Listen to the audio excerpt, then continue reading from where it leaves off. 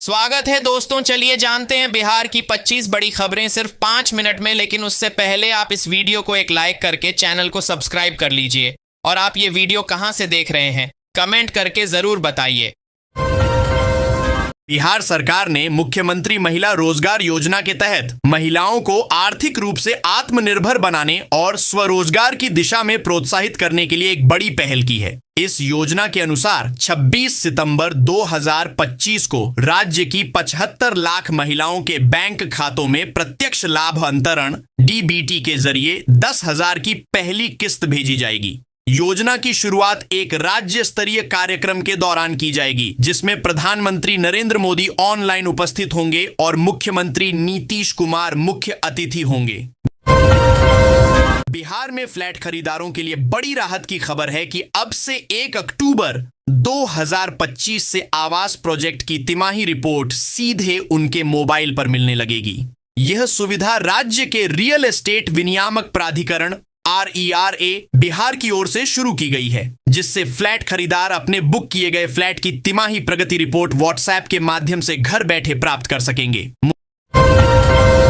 मुजफ्फरपुर जिले के औराई में बागमती नदी पर एक शानदार और उच्च स्तरीय पुल का निर्माण किया जाएगा, जिसकी लागत लगभग 814.22 करोड़ रुपए होगी। इस परियोजना में पुल के अलावा ग्राहा, अतरार, बभनगामा और औराई पथ पर कुल 21.30 किलोमीटर लंबी सड़क, पुलों और पुलियों का निर्माण भी शामिल है। मुख्यमंत्री नीतीश कुमार ने इस परियोजना का ऑनलाइन शिलान्यास किया है। इस पुल के बनने से मुजफ्फरपुर और दरभंगा, सीतामढ़ी के जिलों के बीच आवागमन आसान और तेज होगा। बिहार शिक्षा विभाग ने प्राथमिक और माध्यमिक विद्यालयों में शिक्षकों की उपस्थिति को लेकर कड़ी सख्ती बरतने का फैसला किया है। विभाग ने सभी क्षेत्रीय शिक्षा अधिकारियों और जिला शिक्षा अधिकारियों को निर्देश दिया है कि प्राथमिक विद्यालयों में कम से कम 3 और माध्यमिक विद्यालयों में कम से कम 5 शिक्षकों की उपस्थिति प्रतिदिन सुनिश्चित की जाए। साथ ही शिक्षकों की उपस्थिति की प्रगति रिपोर्ट 30 सितंबर 2025 तक अनिवार्य रूप से विभाग को जमा करनी होगी। दुर्गा पूजा के शुभ अवसर पर भारतीय रेलवे ने यात्रियों की सुविधा और त्योहारों की खुशी को ध्यान में रखते हुए 50 विशेष ट्रेनों में बिना प्याज लहसुन का खाना उपलब्ध कराने का निर्णय लिया है। यह कदम उन यात्रियों के लिए खास राहत साबित होगा जो त्योहार के दौरान शुद्ध शाकाहारी भोजन पसंद करते हैं। इस दौरान रेलवे की ये पूजा विशेष ट्रेनें बिहार समेत कई प्रमुख शहरों और रूटों पर चलाई जा रही हैं, जो 1 अक्टूबर से लेकर 1 दिसंबर 2025 तक संचालित रहेंगी। पूर्णिया एयरपोर्ट से दिल्ली और मुंबई के लिए उड़ानें जल्द शुरू होंगी। सितंबर 2025 में प्रधानमंत्री नरेंद्र मोदी ने पूर्णिया एयरपोर्ट का उद्घाटन किया, जिसके बाद से यहां से अहमदाबाद और कोलकाता के लिए नियमित उड़ानें चल रही हैं। एयरलाइंस कंपनियां इस नए हवाई अड्डे को लेकर उत्साहित हैं और त्योहारी सीजन में उड़ानों की 90% से अधिक बुकिंग हो रही है। अक्टूबर से दिल्ली के लिए भी सीधे फ्लाइट सेवा शुरू की जा रही है, जिससे सीमांचल और कोसी क्षेत्र के यात्रियों को देश की राजधानी से सीधे जुड़ने का अवसर मिले। पटना में मिलावटखोरी का एक नया मामला सामने आया है। जानकारी मिली है कि कुछ दुकानदार पुराने आलू को नया दिखाने के लिए तरह तरह की तरकीबें अपनाते थे। वह आलू को धोकर, चमकाकर और ऊपर से रंग या पॉलिश जैसा असर देने वाली चीजों का इस्तेमाल कर रहे थे, ताकि ग्राहकों को यह ताजा और बेहतरीन लगे। शिकायत मिलने के बाद खाद्य सुरक्षा विभाग और प्रशासन की टीम ने जांच शुरू कर दी है। अधिकारियों का कहना है कि इस तरह की धोखाधड़ी से आम लोगों के स्वास्थ्य पर गंभीर असर हो सकता है। पुराने और खराब आलू खाने से पेट संबंधी बीमारियों, फूड पॉइजनिंग और अन्य स्वास्थ्य खतरे बढ़ जाते हैं।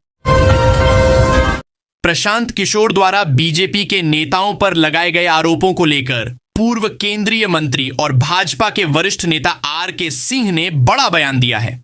उन्होंने भाजपा के प्रदेश अध्यक्ष दिलीप जायसवाल और उप मुख्यमंत्री सम्राट चौधरी से कहा है कि वे राजनीतिक विवाद में संयम रखें और बिना सोचे समझे बयान देने से बचें। RK सिंह ने कहा कि आरोपों पर साफ साफ और धैर्य से जवाब देना चाहिए, तभी राजनीति में भरोसा और सम्मान बना रहेगा। उन्होंने दिलीप जायसवाल को गंभीर आरोपों का जवाब देने और सम्राट चौधरी को अपनी शैक्षणिक योग्यता साबित करने के लिए कहा है। आर के सिंह ने यह भी कहा कि बिना जवाब के चुप्पी पार्टी की छवि को नुकसान पहुंचा रही है और यदि आरोप झूठे हों तो मानहानि का मुकदमा किया जाना चाहिए। उन्होंने सम्राट चौधरी और दिलीप जायसवाल को सलाह दी कि वे जल्दी से जल्दी इस विवाद को खत्म करें क्योंकि यह राजनीतिक माहौल के लिए अच्छा नहीं है।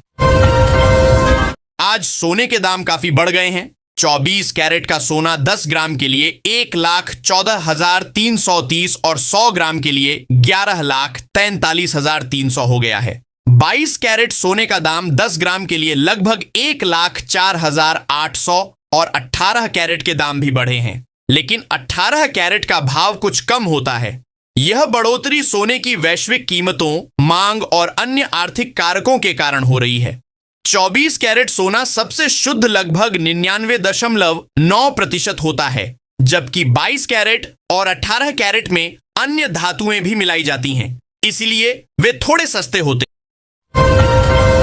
बिहार विधानसभा चुनाव से पहले केंद्रीय गृह मंत्री अमित शाह 10 दिनों में दूसरी बार बिहार दौरे पर आ रहे हैं।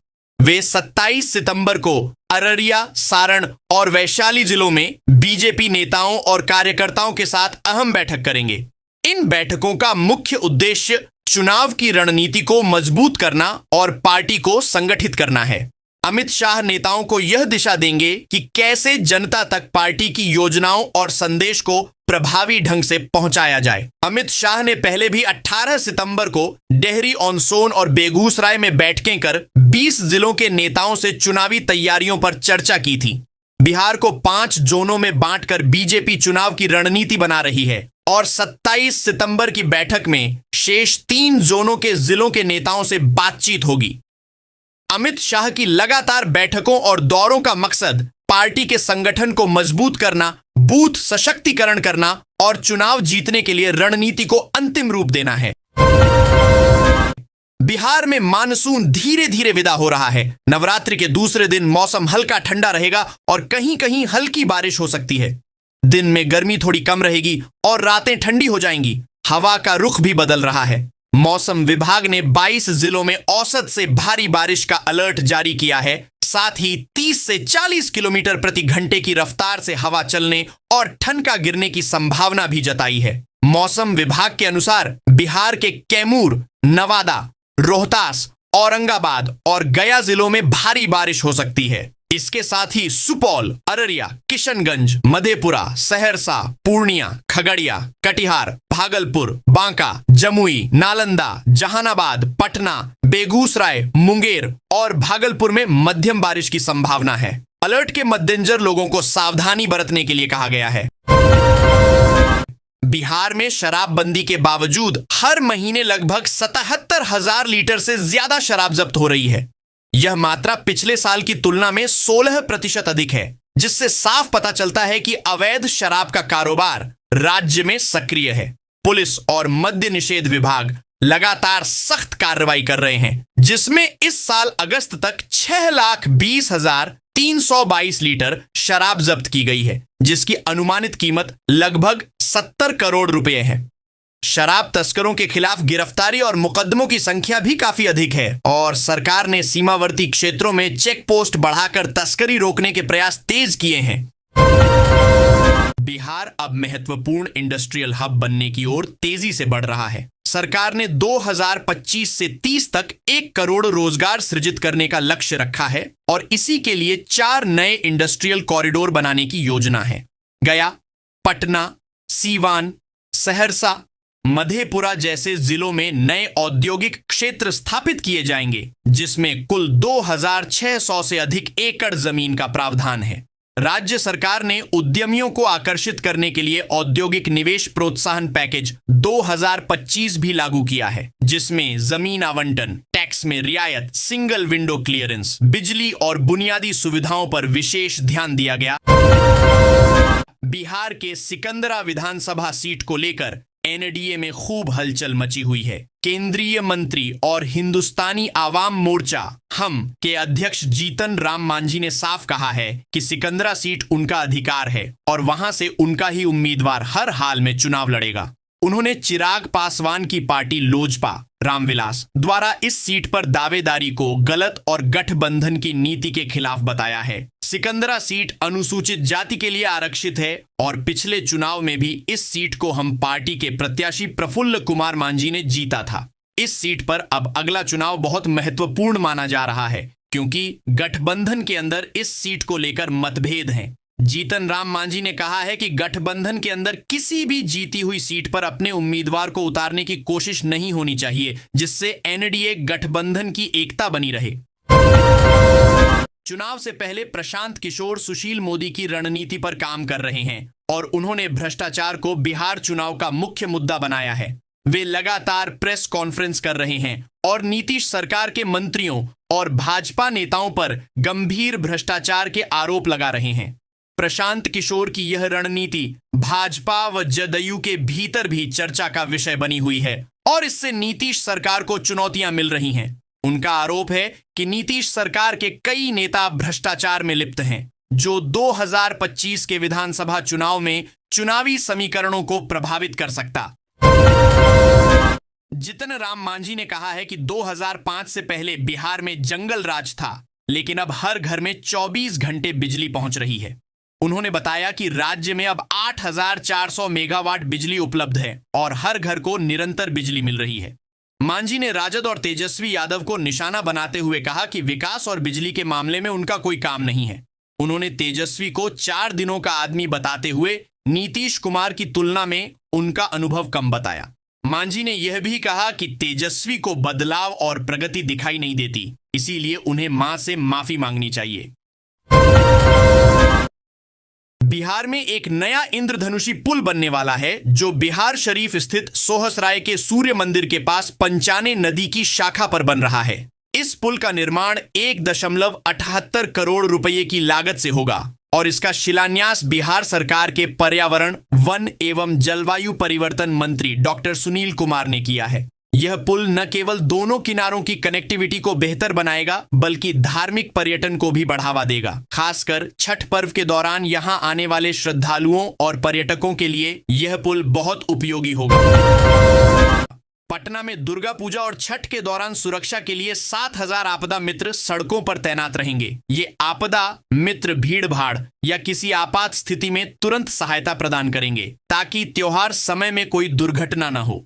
प्रशासन का उद्देश्य यह सुनिश्चित करना है कि श्रद्धालु और पर्यटक सुरक्षित रहें और किसी प्रकार की भीड़ प्रबंधन की समस्या न हो। पटना जिले में 545 दुर्गा पूजा पंडाल बनाए गए हैं, जिनमें से 35 पंडालों को असुरक्षित माना गया है। वहां विशेष सावधानी बरती जाएगी। दमक्कल विभाग भी अलर्ट मोड पर रहेगा और 80 दमक्कल गाड़ियों को पूजा एवं छठ के समय शहर में उपलब्ध रखा जाएगा। आपदा मित्र भीड़ नियंत्रण, ट्रैफिक प्रबंधन, राहत कार्य और लोगों को यातायात नियमों की जानकारी देने में प्रशासन का साथ देंगे। यह व्यवस्था त्योहारों के दौरान सुरक्षा का भरोसा देती है और लोगों का उत्सव शांतिपूर्ण बनाए रखने में मददगार रहेगी। बिहार सरकार के स्वास्थ्य विभाग ने छोटे निजी अस्पतालों पर सख्ती कर दी है ताकि मरीजों को बेहतर सेवा और भरोसेमंद इलाज मिल सके। अब पटना समेत ग्रामीण क्षेत्रों के ऐसे छोटे अस्पताल जहां 25 से कम बेड हैं और जिनमें विशेषज्ञ डॉक्टर या प्रशिक्षित स्वास्थ्य कर्मी उपलब्ध नहीं हैं, उनकी पहचान कर निरीक्षण होगा। ऐसे अस्पताल जहां मानको स्वास्थ्य विभाग ने एक विशेष टीम गठित की है जो अस्पतालों की जांच करेगी और आवश्यक सुधार के निर्देश देगी। कई छोटे अस्पतालों में बिना विशेषज्ञ डॉक्टर के इलाज होने की शिकायतें मिली हैं, जिसके चलते यह कदम उठाया गया है। पटना में इस साल डेंगू के मामले बढ़ते जा रहे हैं और सितंबर-अक्टूबर के महीने में यह अपने चरम पर पहुंचने की आशंका है। अब तक लगभग 624 लोग डेंगू से प्रभावित हो चुके हैं। डेंगू के हॉटस्पॉट इलाकों में Kankarbagh, Patna city, boring canal road, Jakkanpur colony, Digha, Gola road, Jaganpura, Pataliputra, Phulwari Sharif और दानापुर शामिल हैं। स्वास्थ्य विभाग ने फॉगिंग और एंटी लार्वा छिड़काव अभियान चलाया है और 10 विशेष टीमें अस्पतालों और प्रभावित इलाकों में कार्यरत हैं। डॉक्टरों ने लोगों से अपील की है कि वे घर और आसपास कहीं भी पानी जमा न होने दें, क्योंकि यह मच्छरों का प्रजनन स्थल होता है। साथ ही मच्छरदानी का इस्तेमाल करें, कूलर और गमलों का पानी नियमित रूप से बदलें और दिन में भी पूरी बांह के कपड़े पहनकर मच्छरों से बचाव करें। कांग्रेस कार्य समिति CWC की पटना में हुई बैठक में मल्लिकार्जुन खड़गे ने बिहार के पुनर्निर्माण का जोरदार आह्वान किया। उन्होंने कहा कि बिहार के विकास के लिए गठबंधन के सभी दल मिलकर काम करेंगे ताकि रोजगार, शिक्षा, स्वास्थ्य, सामाजिक न्याय और सुशासन जैसी बुनियादी जरूरतें पूरी हो सकें। मल्लिकार्जुन खड़गे ने मुख्यमंत्री नीतीश कुमार की सरकार पर सख्त नाराजगी जताई और कहा कि उनकी सरकार हर मोर्चे पर असफल रही है। उन्होंने आरोप लगाया कि राज्य के हालात गंभीर हैं और जनता को सरकार से उम्मीद के मुताबिक सेवा नहीं मिल रही है। इस बैठक में यह संदेश दिया गया कि गठबंधन की भारतीय जनता पार्टी के खिलाफ और बिहार के विकास के लिए एकजुट होकर काम करेगा। AIMIM प्रमुख असदुद्दीन ओवैसी 24 सितंबर से सीमांचल न्याय यात्रा शुरू करेंगे, जो 27 सितंबर तक चलेगी। यह यात्रा सीमांचल क्षेत्र के विकास और पिछड़े हिस्सों के लिए न्याय की मांग पर केंद्रित होगी। इस न्याय यात्रा का उद्देश्य सीमांचल क्षेत्र के विकास की धीमी गति पर सरकार को जागरूक करना, क्षेत्र में बुनियादी सुविधाओं की कमी को उजागर करना और स्थानीय लोगों के अधिकारों तथा समस्याओं का समाधान निकालना है। ओवैसी इस दौरान सीमांचल के विभिन्न जिलों का दौरा करेंगे और जनता से मुलाकात कर उनकी समस्याओं को सामने लाएंगे। बिहार में 25 सितंबर से तेज बारिश का येलो अलर्ट जारी किया गया है। विशेष रूप से जमुई, बांका, कटिहार, पूर्णिया, किशनगंज और भागलपुर जिलों में भारी बारिश की संभावना जताई गई है। मौसम विभाग ने इन जिलों में सतर्क रहने और आवश्यक तैयारियां करने को कहा है ताकि लोगों को बारिश से होने वाली असुविधाओं और नुकसान से बचाया जा सके। भारी बारिश के कारण स्थानीय निकायों को जल भराव और बाढ़ की स्थिति के लिए भी तैयार रहना होगा। मुख्यमंत्री नीतीश कुमार ने हाल ही में पश्चिमी और पूर्वी चंपारण जिलों में 1826 करोड़ की परियोजनाओं का उद्घाटन और शिलान्यास किया है। इन परियोजनाओं में वाल्मीकि नगर में 357 विभिन्न विकास कार्य शामिल हैं। यह कदम क्षेत्र के बुनियादी ढांचे और सामाजिक आर्थिक विकास को बढ़ावा देने का एक महत्वपूर्ण हिस्सा माना जा रहा है। परियोजनाओं में सड़क, शिक्षा, स्वास्थ्य, सीवरेज और जल आपूर्ति जैसे कई क्षेत्रों को शामिल किया गया है, जिससे स्थानीय जनता की जीवन गुणवत्ता में सुधार होगा। GST रेट कट GST में भारी छूट मिलने के बाद बाजार में खरीदारों की भीड़ उमड़ गई है। माल से लेकर दुकानों तक कहीं तत्काल राहत तो कहीं पुराना स्टॉक खत्म होने का इंतजार हो रहा है। GST दरों में कमी की जानकारी के अभाव में ग्राहकों व दुकानदारों में किचकिच भी हो रही। 2 दिनों में बिस्कुट और नमकीन में 10 रुपए की कमी आई। नई प्राइस लिस्ट चिपकाए गए। मंगलवार को तिलका मांझी स्थित सुधा काउंटर पर ऐसा नजारा दिखा, जहां ग्राहक पनीर की कीमत में कमी की बात कही, जबकि पनीर के दाम में कमी नहीं हुई है। काउंटर के कर्मचारी शाहरुख ने बताया कि 200 ग्राम पनीर की कीमत पहले भी 45 रुपए थी, जो आज भी उतने में ही बिक रही हैं। इस संबंध में सुधा डेयरी के प्रबंध निदेशक शिवेंद्र कुमार सिंह ने बताया कि यहां पनीर की कीमत में कमी नहीं हुई है। कुछ जगहों पर 5 रुपए कमी की बात सामने आई थी। इस कारण ग्राहकों में थोड़ा कंफ्यूजन हो गया है। संशोधित लिस्ट काउंटरों के पास भेजी जा रही है। GST reforms updates.